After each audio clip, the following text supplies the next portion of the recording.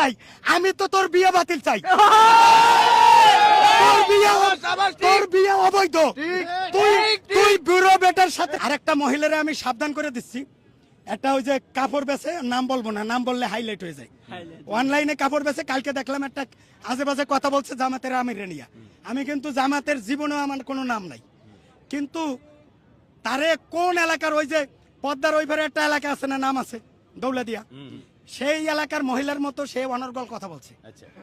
সে যেভাবে জামাতের আমিরের কথা বলছে, জামাতের আমির তো ভালো, শিবির তো ভালো হয়ে গেছে, না হলে ওরা যে কি করতো সেটা তো আপনারাই বুঝেন।